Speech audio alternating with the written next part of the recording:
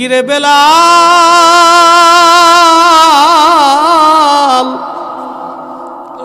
আমার সাথে কেমন জুলুম তুমি শুরু করছো বেলাল? কতদিন তুমি আমার জিয়ারতে আসো না রে বেলাল?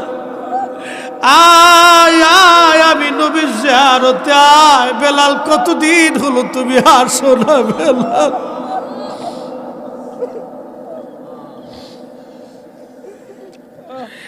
একজন সাহাবী নবীরে কতটা ভালোবাসকে নবীজি ডাকতে গেছে, আয় আয়, আমার জিয়ারতে কেন আসো না বেলাল? কতদিন হলো আমার জিয়ারতে আসো না বেলাল? আয় আয় আয়, আমি নবীর জিয়ারতে আয় রে বেলাল। কতদিন হলো আমার জিয়ারতে তুই আসিস না?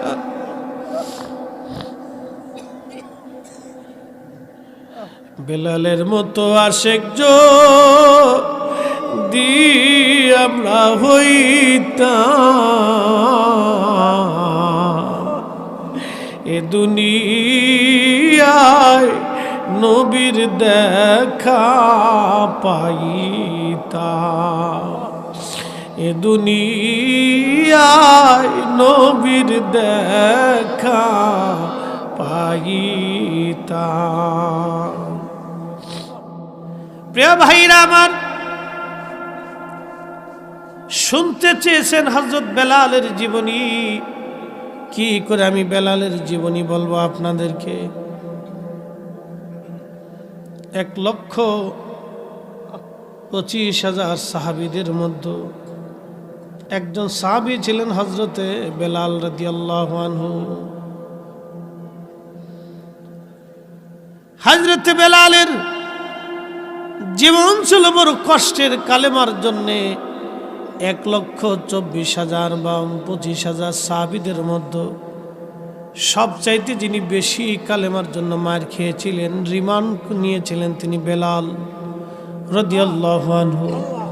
জীবনের একটা বিরাট অংশ বেলালের শুধু মার খেতে খেতে পার হয়ে গেছে। পিঠের চামড়া গোস্ত দিয়েছিলেন মাগার, ঈমান বেলাল দেয় নাই। জোরে বলা যাবে কি সুবহানাল্লাহ?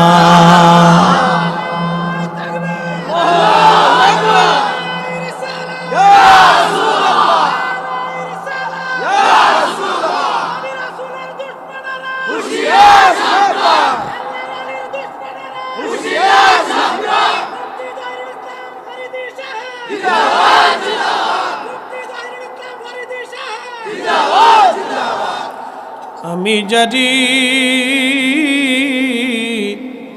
প্রেমে পাগল, সে তো মদিনা। আমি জানি প্রেমে পাগল, সে তো মদিনা। প্রেমানলে পুরে মরি, প্রেমানলে পুরে মরি, ওহে রব্বানা। আমি জানি প্রেমে পাগল, সে তো মদিনা। আল্লাহুম্মা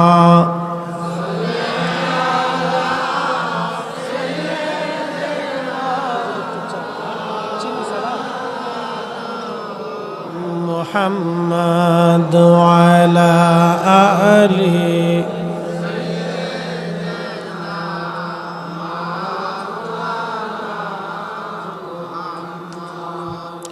বন্ধুগণ,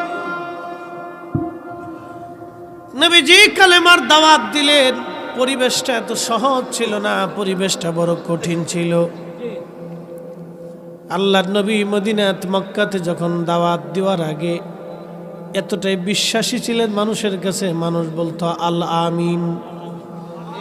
বিশ্বাসী, শুধু বিশ্বাসী না, আমার নবীর জীবনের একটা পরম চরিত্র ছিল। জীবনে কোনোদিন নবী মিথ্যা কথা বলে না। কিন্তু আমরা উম্মত হওয়ার হামেশা মিথ্যা বলি। কথা ঠিক কিনা? মিথ্যা না বললে পেটের ভাত আমাদের হজম হয় না। আল্লাহর নবী বলছে, উম্মত, মিথ্যা সকল পাপের মূল। তোমরা মিথ্যা ছেড়ে দাও, মিথ্যা ছেড়ে দাও, মিথ্যা ছেড়ে দাও। বলছিলাম এই কালেমার জন্য সাহাবীরা কত বড় ত্যাগ স্বীকার করেছিল। ১৬ লক্ষ সাহাবীর মধ্যে একজন সাহাবী, তার নাম বেলাল। কালেমার জন্য সাহাবীর পিঠের চামড়া উঠিয়ে ফেলে দেওয়া হয়েছিল। মাসের পর মাস, দিনের পর দিন বেলালকে অত্যাচার করা হতো। কিতদার ছিলেন, কালেমার দাওয়াত এত সহজ ছিল না। সেই দিন দাওয়াত দিয়েছেন, কালেমা কবুল করলেন বেলাল। তিনি কিতদাস হওয়ার কারণে অত্যাচারের স্টিম রোলার বেলালের উপরে এসে গেল। মালিক উমাইয়া বলল, কিতদাসের সাহস কি করে হয়? এই মক্কার জমিনে কালেমা পড়ছে, অতএব কে আর সহজে ছেড়ে দেওয়া যাবে না। বেলালের হাত পা বেঁধে চাবুক দিয়ে পিটানো হতো। পিটানোর কারণে চামড়াগুলি খসে খসে ফেটে ফেটে রক্ত বের হতো। গলার মধ্যে রশি বেঁধে বেলালকে মক্কার অলিগুলি দিয়ে টানা হতো। যারা সৌদি আরবে গেছেন দেখছেন, বালুময় পাথরি রাস্তা, কত কষ্টের দিন। প্রচণ্ড গরমের মধ্যে গলার মধ্যে রশি বেঁধে, হাত পা বেঁধে বেলালকে ওই অবস্থায় টানা হাসরা করা হতো। সারা মক্কার অলিগলি দিয়ে টানা হতো। কেউ সেই দিন তাকে ঠেকাইতে যাইতো না, কেউ তাকে বাঁচাইতে যাইতো না। সেই দিন বেলাল শুধু বলতেন, আহাদ আহাদ আহাদ আহাদ, আল্লাহ এক, আল্লাহ এক, আল্লাহ এক, আল্লাহ এক, আল্লাহ এক, আল্লাহ এক, আল্লাহ।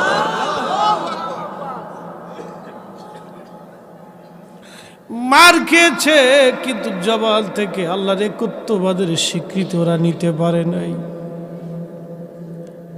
আহা, বেলালকে প্রচন্ড মরুভূমির ভিতরে নিয়ে 50 ডিগ্রি সেলসিয়াস মরুর বালুগুলি উত্তপ্ত হয়ে যাইত। বালুর মধ্যে চিৎ করে শোয়াইয়া হাত পাগুলি বেঁধে রেখে পাথর চাপা দিয়ে চলে আসতো। প্রচন্ড গরমে বেলালের শরীরগুলি ঝলসে যাইত, চামড়াগুলি পুড়ে পুড়ে ফুসকা পরে ঘা হয়ে যাইত। ওই ঘায়ের মধ্যে বেলালকে বেত্রাঘাত করা হতো, পিটুনি মারা হতো, খাবার দাবার কমিয়ে দেওয়া হলো।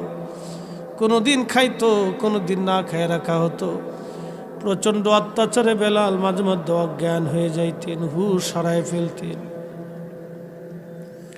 হুশ যখন ফিরে আসতো, আবার তিনি কাঁদতেন, আহাদ আহাদ আহাদ আহাদ, আল্লাহ এক, আল্লাহ এক, আল্লাহ এক, আল্লাহ এক।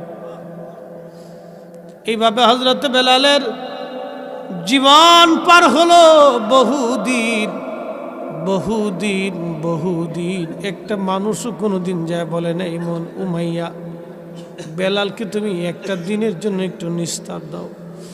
উমাইয়া প্রত্যেক দিন বলতেন, বেলাল কালেমা ছাড়বি না জীবন দিবি? হযরতে বেলাল বলতেন, উমাইয়া রে, জীবনের সবটুকু দিয়ে দিতে পারি, কিন্তু আমি বেলাল কালেমা দিব না, কালেমা দিব না। যে নবী দেখে কালেমা পড়ছি, সেই কালেমা আমি দেব না, হে, সেই কালেমা দেব না। এই জন্য আল্লাহ খুশি হয়ে কোরআনে বলছেন, আমিনু কামা আমানান নাস। আমার নবীর সাহাবীরা যেইভাবে ঈমান আনছে তোমরাও সেইভাবে ঈমান আনো। সাহাবীরা যেইভাবে ঈমান আনছে তোমরাও সেইভাবে ঈমান আনো। একবার জোরে বলা যাবে কি সুবহানাল্লাহ? হযরত আবু বকর একদিন অত্যাচার দেখে রাস্তার পাশ দিয়ে যাচ্ছিলেন। বেলালের উপরে অত্যাচারী স্টিম রোলার চলতেছিল। আবু বকরের মনে বড় দয়া লাগছে। নবীর দরবারে যা বলেন, হুজুর, বেলালের এমন কষ্ট সহ্য করা যায়নি, ইয়া রাসূলুল্লাহ, অনুমতি যদি দেন তাহলে আমি বেলালকে টাকা দিয়ে কিনে আজাদ করে দিতে পারি। বহু টাকা দিয়ে বেলালকে কিনে আনা হলো। সেই দিন আজাদ করে দিলেন হযরত আবু বকর সিদ্দিক। হিজরত করে নবীজি মক্কা থেকে মদিনায় চলে গেলেন। এই যে মেরাজের রাত, মেরাজের মাস চলতেছে। মেরাজ হয়েছিল হিজরতের 1 বছর আগে। মেরাজ করে আসার পরে নবীজি ডেকে বলেন, বেলাল একটা বিষয় আমাকে বলবা। বলেন, ইয়া রাসূলুল্লাহ। আমি নবী যখন মেরাজের রাত্রিবেলা জান্নাত ঘুরতে ঘুরতে দেখতে দেখতে জান্নাত দেখতে গেলাম, আমার উম্মতকে কোথায় রাখা হবে এই জান্নাত দেখার জন্য আমি জান্নাতে গেলাম। যাইয়া দেখি রে বেলাল, তোর পায়ের আওয়াজ আমার আগে আগে পাওয়া যায়। ও বেলাল, জান্নাতের মধ্যে তোর পায়ের আওয়াজ আগে, বলবি কি আমল করিস? বেলাল জবাব দিলেন, ইয়া নবী আল্লাহ, আমি ওযু গেলে আবার ওযু করি, ওযু করার পরে 2 রাকাত নামাজ পড়ি। ওযু গেলে ওযু করি, ওযু গেলে ওযু করি, ওযু করার পরে আমি 2 রাকাত নামাজ পড়ি। নবীজি বলেন, বেলাল রে, এই কারণে জান্নাতের মধ্যে তোমার আগে আগে পাইলাম। হিজরত করে মদিনাতে নবীর মসজিদের মুয়াজ্জিন হয়ে গেলেন বেলাল। চেহারা দেখা না ভালোবাসা দেখা? ইমান ইমান ইমান।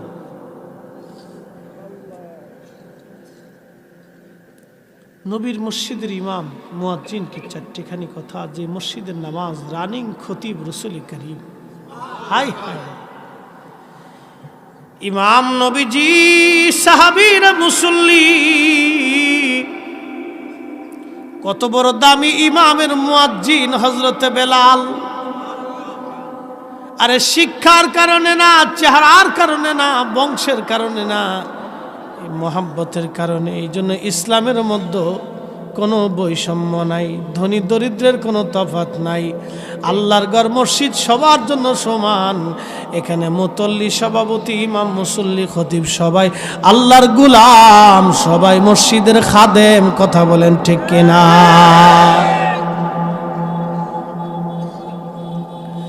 সবাই মসজিদের খাদিম, সবাই মসজিদের গোলাম, সবাই মসজিদের গোলাম, আল্লাহর গোলাম, মসজিদের খাদিম। বন্ধু খুব মনোযোগ। আল্লাহর নবী আজান দিচ্ছে, বেলাল আজানের মধ্যে ভুল হয়। আশহাদুর জায়গা আশহাদু উচ্চারণে ভুল। সাহাবীরা এসে বলেন, ইয়া নবী আল্লাহ, নতুন মুয়াজ্জিন লাগবে। বেলালের আজানে ভুল হলে কাফেররা সমালোচনা করে। নবীজি বললেন, সাহাবীরা রে, বেলালকে কি করে বাদ দিব বলো? বেলাল আজান দিলে আজানের আওয়াজ আরশে মুআল্লা পর্যন্ত পৌঁছায় যায়। আচ্ছা আপনারা বলেন তো, বেলাল কি রাসূলের ইজ্জতের পক্ষে ছিল না বিপক্ষে ছিল? মোহাব্বতের পক্ষে না বিপক্ষে? পক্ষে ছিল। শুধু পক্ষেই না, আহা, দেহ দিয়া, মন দিয়া, বাস্তবে প্রমাণ করে দিয়ে গেছি, ইয়া রাসূলুল্লাহ, আপনাকে ভালোবাসি, ভালোবাসি। হে রাসূল, তোমায় ভালোবাসি,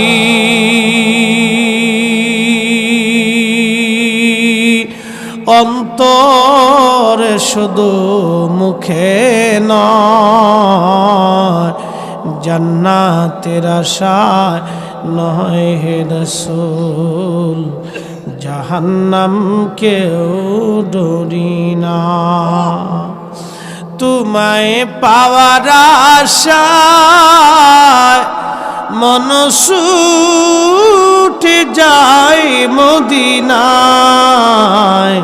তোমায় পাওয়ার আশায় মন ছুটে যায় মদিনায়। এ আশিক দিদার দাও না, আর দূরে থাকিও না। এ আশিক দিদার দাও না, আর দূরে থাকিও না। হে রাসূল, তোমায় ভালোবাসি অন্তরে শুধু মুখে নয়, জান্নাতের আশায় নয় হে রাসূল, জাহান্নাম কেউ ডরি না। কি বলবো, নবীজির ইন্তেকাল মুবারক হয়ে গেল। আহা, নবীজির ইন্তেকাল হয়ে যাওয়ার পরে নবীর দরবারে একটা উট ছিল, তার নাম কাসওয়া। সাহাবীরা তো পাগল পারা হয়ে গেল, কাসওয়া পাগল হয়ে গেল। 3 দিন ধরে একাধারে কাঁদতে লাগলো। উটের চিৎকারে কান্নাতে মদিনা ভারী হয়ে গেল। সেই দিন নবী নাই, বিরহ বেদনায় কাসওয়া কাঁদে। 3 দিন কাসওয়াকে কেউ পানি পান করাইতে পারে নাই, কে খাবার খাওয়াইতে পারে নাই। একাধারে 3 দিন নবীর বিরহ বেদনা সহ্য করতে না পেরে এই উট কুয়ার মধ্যে ঝাঁপিয়ে পড়ে আত্মহুতি দিয়ে নবীর দরবারে চলে যায়। কারণ উটের তো কিন্তু কোনো শরীয়ত নাই যে আত্মহত্যা করলে সে জাহান্নামে চলে যাবে। বিরহ বেদনা সহ্য করতে পারে না একটা উট। হাই হাই, একটা প্রাণী নবীকে কি করে ভালোবাসতো। আমরা উম্মত কেমনে নবীরে ভালোবাসি। আমরা উম্মত ভালোবাসতে পারি নাই, ভালোবাসতে পারি নাই। একটা উট কলিজার ভিতর থেকে নবীরে ভালোবাসতো। বুঝেন তো, উটের যদি হালত হয় তো সাহাবীদের অবস্থা কি হয়েছিল। সাহাবীরা পাগলের মতো হয়ে গেল। আবু বকর বলেন, বেলাল আজান দাও। বেলাল বলেন, হুজুর আমি আর কোনোদিন আজান দিব না। নবী নাই, আমি কি করে আজান দিব বলো, কোনোদিন আর আমি আজান দিব না। আবু বকর বললেন, না হে বেলাল, আজান দিতেই হবে। বেলাল বলেন, আবু বকর আপনি কি আমাকে কিনেছেন দুনিয়ার লোভে, আপনার জন্য না আল্লাহর জন্য? আবু বকর বললেন, বেলাল রে, তোমাকে কিনে এনে আমি আজাদ করে দিয়েছি আল্লাহর জন্য। বেলাল বললেন, আবু বকর তাহলে আমার প্রতি আপনার কোনো অধিকার নাই, আমাকে আমার অবস্থানে আপনি ছেড়ে দেন। আগে আজান দিলে নবী আসতো, এখন আজান দিলে নবী আসবে না। আবু বকর, এই আজান আমি আর কোনো দিন দিব না। নবীর ইন্তেকালের পরে নবীর পাগল আর কোনো দিন আজান দেন নাই।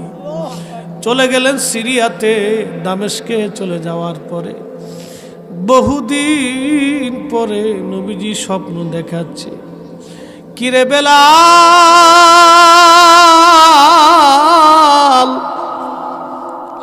আমার সাথে কেমন জুলুম তুমি শুরু করছো বেলাল। কতদিন তুমি আমার জিয়ারতে আসো না রে বেলাল। আয় আয়, আমি নবীর জিয়ারতে আয়। বেলাল, কতদিন হলো তুমি আসো না বেলাল।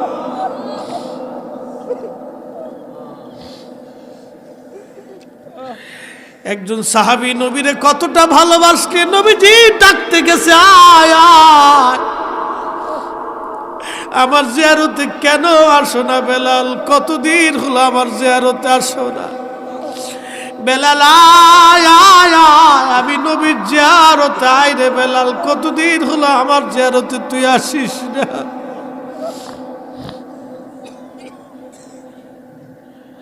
বেলালের মতো আশেক যদি আমরা হইতাম,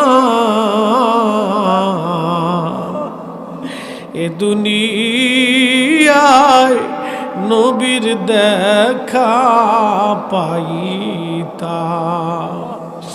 এ দুনিয়ায় নবীর দেখা পাইতাম।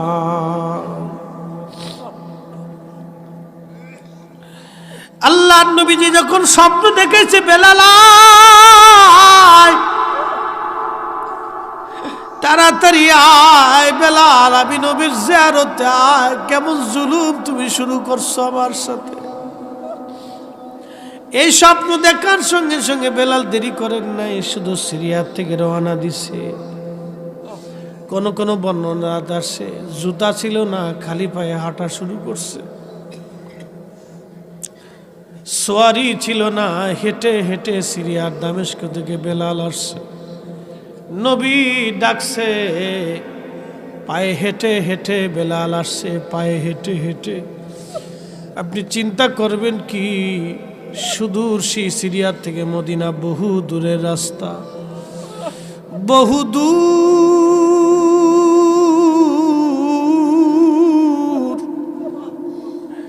পায়ে হেঁটে হেঁটে নবীর পাগল মদিনাতে আসছে। রওজা শরীফের জালি মুবারকের মধ্যে মাথা ঠেকায় বেলাল কাঁদতেছে, কেঁদে কেঁদে হয়রান। হুজুর আসতে বলেছিলেন, এই গোলাম হাজির হয়ে গেছে। নবী গো আসতে বলেছিলেন, আমি আসছি, আমি আপনার জিয়ারতে আসছি। নবী গো আসছি। আহা, কলিজার ভিতরে কি দরদ ছিল নবীর প্রতি। সাহাবী সিরিয়ার দামেস্ক থেকে পায়ে হেঁটে হেঁটে চলে আসছে। নতুন মুয়াজ্জিন এসে দেখলো নবীর মুয়াজ্জিন বেলাল মসজিদে নববীর মধ্যে রওজা মুবারকে বসে বসে কান্দে। ডাক দিয়ে বললেন, সাহাবীরা শুনছো, নবীর মুয়াজ্জিন আসছে বেলাল। সারা মদিনার ঘর থেকে সাহাবীরা ডাক শুনে বের হয়ে আসছে, নবীর মুয়াজ্জিন বেলাল আসছে। প্রিয় নবীর ইন্তেকালের পরে কোনোদিন আর আজান দেয় নাই। আজানের পিপাসা ছিল সাহাবীদের কলিজায়। এসে বলতেছে, বেলাল রে, কতদিন হলো আমরা আজান শুনি না তোমার। যে আজান নবীরে শোনাইতা, বেলাল যা ওই আজান আমরা রেও শোনাও। সাহাবীরা বারবার অনুরোধ করে, বেলাল আজান শোনাও। বেলাল বলে, না, যে আজান দিলে নবী আসতো রে, ওই আজান আমি আর দেব না। এখন যে আজান দিলে নবী আসতো, এখন আজান দিলে নবী আসবে না। না না না, এই সে আজান আমি আর দেব না গো। সাহাবীরা বললেন, আমরার কথা বেলাল আজান দিবে না। যাইয়া দেখো, হাসান আর হুসাইন ঘরের মধ্যে আসেনি। ইমাম হাসান আর হুসাইনকে ডেকে নিয়ে আসা হলো। ইমাম হাসান হুসেনকে দেখতে নবীজির মতো দেখা যাইতো, নানার চেহারা তারা পাইছিলেন। আহা, নানার চেহারা তারা পাইছিলেন। রওজা শরীফ থেকে উঠে কলিজার তৃষ্ণা নিবারণের জন্য হযরতে বেলাল রাদিয়াল্লাহু আনহু ইমাম হাসানের বুকের মধ্যে মাথা ঠেকায় কাঁদতেছে। আবার ইমাম হুসাইন রাদিয়াল্লাহু আনহুমার বুকের মধ্যে মাথা ঠেকায় কান্দে। হযরত বেলাল কাঁদতেছে, সাহাবীরা এই দৃশ্য দেখে কাঁদতেছিল। তখন হযরত ইমাম হাসান ডাক দিয়ে বলেন, নানার মুয়াজ্জিন, যেই লাহান দিয়া নানার আজান শুনাইতা, মিনারায় যাও, ওই লাহান দিয়া আজকে আজান শোনাইবা। আমরা যে তার আদরের উম্মত, উম্মতের করলাম কি? আমরা যে তার আদরের উম্মত, কয়দিন কেন্দেছি। রসুল আমার আল্লাহর হাবিব, আখেরি নবী,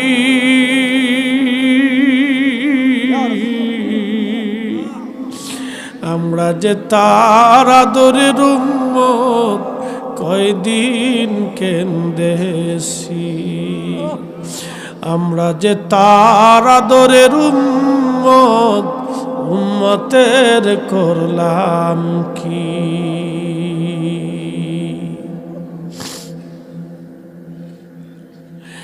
হযরত বেলাল একটা দৌড় মারছে। ইমাম হাসান বলছে, আর দেরি নাই, নবীর দৌহিত্র বলছে। ইমাম হাসান বলছে, আর দেরি করেন নাই। যে বনু নাজ্জার গোত্রের মহিলা আর ছাদের উপরে দাঁড়ায় বেলাল আজান দিতেন, দৌড়ায় ছাদের উপরে উঠলেন, আজান শুরু করলেন হযরতে বেলাল। আল্লাহু আকবার, আল্লাহু আকবার। আজান দেওয়ার পরে সারা মদিনা থেকে সাহাবীরা ঘর থেকে বের হয়ে দৌড় মারছে। বুঝি নবী বুঝি আসছে রে, মনে হয় নবী বুঝি ফিরে আসছে রে।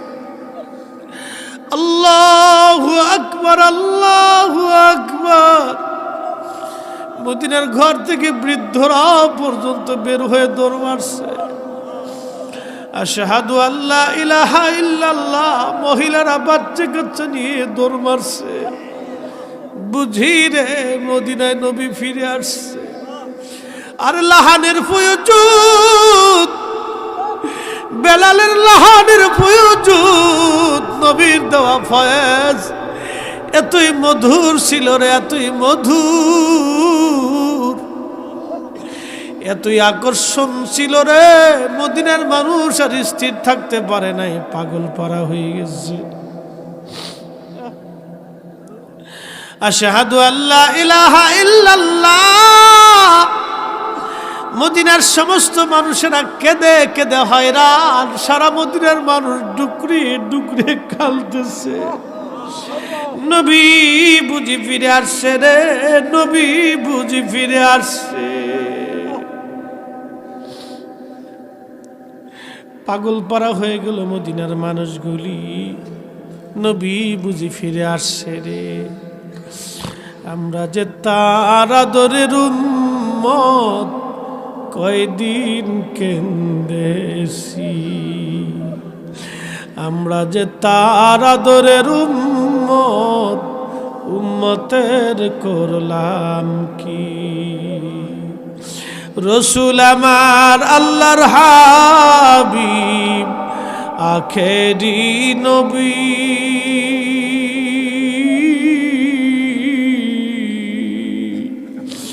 আমরা যে তার আদরের উম্মত, উম্মতের করলাম কি।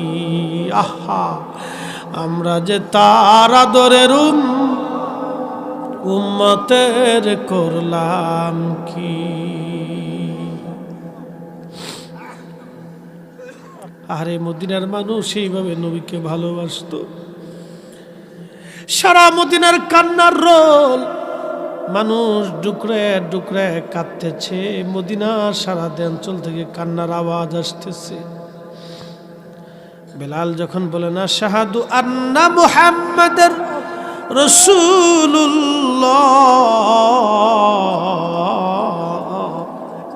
মদিনার মাটিগুলি থর থর থর থর করে কেঁপে উঠছে। মাটিগুলি থর থর থর থর করে কেঁপে উঠছে। নবীর মুয়াজ্জিন অজ্ঞান হয়ে গেলেন, আর আজান দিতে পারেন নাই। হুশ ফিরে রওজা মোবারকে বসে বসে কাঁদে। হুজুর, আপনি আসতে বলেছিলেন, আমি আসছি। গোলাম হাজির হয়ে গেছে। আপনার ইন্তেকালের পরে আর কোনো দিন আজান দিই নাই। আজান দিছি, নবী আপনি আসেন নাই। আগে আজান দিলে আসতেন, এখন আজান দিলে তো আর আপনি আসেন না গুনু। আহা, কি করে বুঝাবো? সাহাবীরা দুনিয়াকে বেজার করে নবী খুশি করতেন, এই জন্য নবী তাদেরকে ভালোবাসতেন। আহা, নবী তাদেরকে ভালোবাসতেন। আমাদের জীবনের মানহাজ হবে সাহাবীদের মানহাজের মতো। দুনিয়ার মানুষ বেজার হবে, স্ত্রী বেজার হোক, সন্তান বেজার হোক, প্রতিবেশী বন্ধু বান্ধব সবাই বেজার হোক, আমরা নবী খুশি করব, নবী খুশি করব। কথা বলেন ঠিক না বেঠে? রাজি আছে? হ্যাঁ, তুচে করে বলেন আসেননি।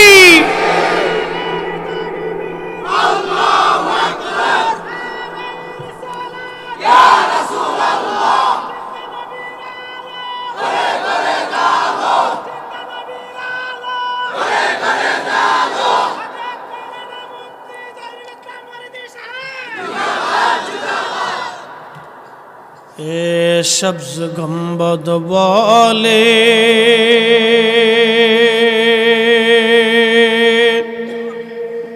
মঞ্জুর দুআ করনা,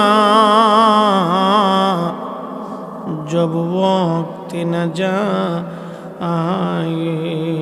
आका दीदार आता करना, दीदार आता करना। मैं कब्र अंधेरी में घबराऊंगा जब तन्हा, मैं कब्र अंधेरी में घबराऊंगा जब तन्हा, इमदाद मेरी करने आ जाना रसूल अल्लाह, इमदाद मेरी करने आ जाना रसूल अल्लाह। रोशन मेरी तुर्बत को लिल्लाह जरा करना, जब वक्त न आए आका दीदार आता करना, दीदार आता करना, दीदार आता करना। আমাদের কাজ এই নবী খুশি করা, নবী খুশি আল্লাহ খুশি। কোরআন আল্লাহ বলেন কুল, হুজুর আপনি বলে দেন, ইন কুনতুম তুহিব্বুনাল্লাহ ফাত্তাবিউনি ইউহিব্বুকুমুল্লাহ ওয়া ইয়াগফিরু লাকুম যুনুবাকুম আল্লাহু গফুরুর রহিম। আল্লাহ বলেন হুজুর উম্মতকে জানান, উম্মত যদি আমি আল্লাহর সাথে ভালোবাসা করতে চাই, আমি আল্লাহর সাথে যদি ভালোবাসা করতে চাই, উম্মতকে বলেন উম্মত যাতে ইয়াগফির লাকুম যুনুবাকুম আল্লাহু গফুরুর রহিম। আমি আল্লাহ তার জীবনের সমস্ত গুনাহগুলি মাফ করে দিয়া মাথা থেকে পা পর্যন্ত নিষ্পাপ বানাইয়া মাসুম বানাইয়া আমি আল্লাহ আমার ওলি বানাইয়া তার কবরের মধ্যে নিয়ে যাব। এ যুবক ফিরে আসেন নবীর সুন্নাহের পথে, নবীর আদর্শের দিকে ফিরে আসেন। 40 বছরের জীবন না 63 বছরের পুরা জীবনটাকে আপনি ফলো করেন। 63 বছরের পুরা জীবনে নবীজির কাজ ছিল মানুষ মানুষের জন্যে, মানুষ মানুষের জন্যে, জীবন জীবনের জন্যে, মানুষ মানুষের জন্যে, জীবন জীবনের জন্যে। আপনার আশেপাশে হত দরিদ্র মিসকিন অভাবী যদি থাকে, আপনার কাজ হলো তার ঘরে খাবার পৌঁছায় দেওয়া। হিন্দু বৌদ্ধ খ্রিস্টান দেখবেন না, সে যে ধর্মেরই হোক না কেন, বাড়ির পাশে যদি দরিদ্র অভাবী মানুষ থাকে তার ঘরে খাবার পৌঁছায় দিবেন, খাবার পৌঁছায় দিবেন। বাড়িতে ভালো রান্না করলে এলাকার গরিব মানুষের ঘরে পৌঁছাবেন। আল্লাহর নবী বলেন উম্মত তোমার ঘরের মধ্যে তুমি তরকারি ঝোল বাড়ায় দাও, কারণ তুমি একা খাইও না, তোমার প্রতিবেশীদেরকে তুমি খাওয়াও, গরিবদেরকে খাওয়াও। গ্রামের বহু চাচা দাদা নানা ফুফুরা আছে, খালুরা আছে, দাদিরা আছে, গরিবত্বের কারণে 6 মাস 1 বছরে ভালো কোনো খাবার খেতে পারে না। আপনার ঘরে খাবার রান্না হলে বাটি ভরে টিফিন কিরি ভরে তাদের ঘরে পৌঁছান, অথবা তাদেরকে ডেকে এনে ঘরের মধ্যে খাওয়ান। আমার আল্লাহর আরশে মুআল্লা খুশি হয়ে যাবে, আমার মালিক আল্লাহ খুশি হয়ে যাবে। আপনার ঘরে কোনোদিন অভাব আসবে না, আপনার বাচ্চাদের রিজিকের অভাব আসবে না। এগুলি করেন, এগুলি হলো আসল সুন্নত। আল্লাহর নবী বলেন তোমার ডানে বামে সামনে পিছনে 40 ঘরের মধ্যে যদি একজন আল্লাহর বান্দা না খেয়ে ঘুমায়, আর তুমি যদি রাত্রিবেলা খেয়ে উদর পূর্ণ করে ঘুমাও, তাহাজ্জুদ যদি পড়ো, তারপর তোমার নাম মুমিনের কাতারে লেখা হবে না। আরে খোলাফায়ে রাশিদিনের অভ্যাস ছিল আল্লাহর নবীর মানহাজ ছিল প্রত্যেক রাত্রিবেলা নবীজি খোঁজ নিতেন কার বাড়ি খাবার আছে কার বাড়ি খাবার নাই। আপনারও কাজ হলো আপনি খোঁজ নিবেন কার বাড়ি খাবার আছে কার বাড়ি খাবার নাই। এগুলি খুঁজে খুঁজে তার বাড়িতে যে খাবার পৌঁছাবেন, ঈদের কাপড় চোপড় পৌঁছাই দিবেন। সামনে ঈদ আসবে, রমজান আসবে, দান সৎকার যদি আপনি করেন গোপনে গোপনে তার বাড়িতে যে পৌঁছাই দিবেন। বাড়িতে ডেকে এনে মানুষ দেখানোর জন্য দান করবেন না, রাত্রিবেলা গোপনে গোপনে সন্ধ্যাবেলা তার বাড়ি পৌঁছাই দিয়ে আসবেন। এ দান হলো অরিজিনাল দান। এই দান করলে আল্লাহ খুশি হয়। মানুষ দেখানো দানের 4 পয়সাও দাম নাই। কথা বলেন ঠিক কিনা? নবীর অরিজিনাল আদর্শ যেন আমরা কবুল করি। বাপ, আমি অসুস্থ মানুষ, আমাদের দরবারে 3 দিন অনুষ্ঠান হয়েছে, প্রচুর মানুষের ঝামেলা। লাস্টের দিন বয়ান শেষ করার পরে মানুষ এইভাবে আমার ধরছে যে মনে হচ্ছিল আমার হাত সিঁড়ি নিয়ে যাবে একটু মুসাফা করার জন্য। তো বুঝলাম যে মানুষ ভালোবাসে। তো যাই হোক, এই তারপরে খাওয়া দাওয়া তো বুঝতেছিনি, অনিয়মের কারণে ঠিকমতো খাইতে পারিনি, এই অসুস্থতায় ধরে ফেলছে। তো যাই হোক, আমি আর লম্বা সময় দেব না, আপনারা যেটা চাইছিলেন এটা পাইছেন। তা আমার জন্য দোয়া করবেন যেন বহুদিন আমি আপনাদের খেদমতে রসুলের মহাব্বতে যেন তকরির করতে পারি। বাপ, হাতের মধ্যে কিচ্ছু নাই, আছে কিছু কিছু নামাজ নাই, রোজা নাই, জিকির নাই, ফিকির নাই। আরে আল্লাহর ওলিরা যেইভাবে সারা রাত্র জিকির করছে, সোনাকান্দার মরহুম হুজুর কেবলা সারা রাত্র যেইভাবে জিকির করছে, এইভাবে পারি আমরা? এই ধরনের এখলাস আমাদের আছে নাই? বা আমাদের বুজুর্গানে দিন, এই যে যত পীর মাশায়েখরা দুনিয়ার থেকে চলে গেছেন, যেভাবে তেনারা এই যে সতরার হুজুর কেবলা সারা রাত্র আল্লাহ জিকিরি ফিকিরি কাটেছে। আল্লাহু আকবার, আল্লাহু আকবার।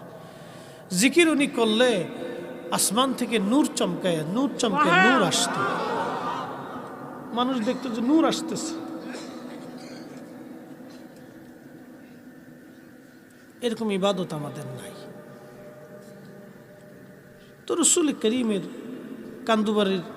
কান্দুঘরের পীর শাহ হুজুর, আহা, সারাটা জীবন আপনাদের এখানে খেদমত করে গেছে, সারা জীবন আপনাদেরকে দিশা দিয়েছেন, হকের দিশা দিয়ে হকের উপরেই ঘুমিয়ে গেছেন। মারহাবা বলবেন না? বা হকের দিশা দিয়ে হকের উপরে ঘুমিয়ে গেছেন।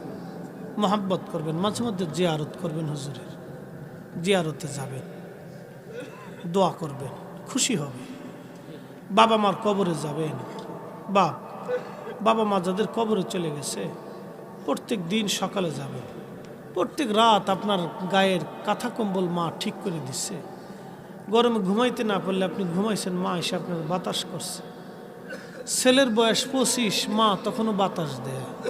কি কথা বলেন ঠিক কিনা? আরে ছেলের বয়স 30, মা তখনও বাচ্চাটাকে বাতাস দেয়। বয়স 30, মার কাছে তখনও ছেলে খুকা, আহা, মা তখনও বাতাস দিছে। আজকে মা কবরে চলে গেছে, আপনি কবরের পাশেও যান না। আহা, আপনার মতো নিমক হারাম কে আছে বলেন তো? কে আছে আপনার মতো নিমক হারাম অপদার্থ? প্রত্যেক জুমাতে যাবেন, না গেলে প্রত্যেক নামাজের পরে দোয়া করবেন, আল্লাহ আমার আব্বা আমার বেহেশত দিয়ে দাও, রাব্বির হামহুমা কামা রাব্বায়ানি সাগীরা। বাপ, এগুলি কাজে নামবে, এগুলি করবেন, যাবেন পূর্বপুরুষদের কবরের পাশে যায় গোরস্থানে দাঁড়িয়ে যাবেন, খুশি হয়ে যাবেন। দেখো আমার আওলাদ আসছে, আমার বংশের একটা প্রদীপ এসে গেছে, আমার জন্য দোয়া করতেছে, খুশি হয়ে যাবে। বাপ, আপনি তাদেরকে দেখেন না, কিন্তু তারা আমাদেরকে দেখে। কবর থেকে তারা আমাদেরকে দেখে, আমরা দেখি না।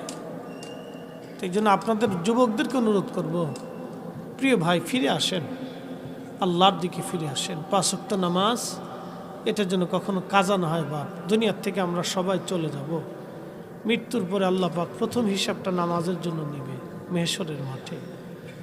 বন্ধু, একটা কুত্তা যদি সারা রাত আপনাকে 2 বেলা খাবারের বিনিময়ে পাহারা দিতে পারে, ও 8 ঘন্টা ডিউটি করে, তাহলে আপনি কেন 1.5 ঘন্টা আল্লাহকে দিতে পারবেন না? আল্লাহ এত কিছু আপনাকে দিল, আল্লাহ এত কিছু আপনাকে দিল, আপনি 8টা ঘন্টা কেন আল্লাহকে দিবেন না?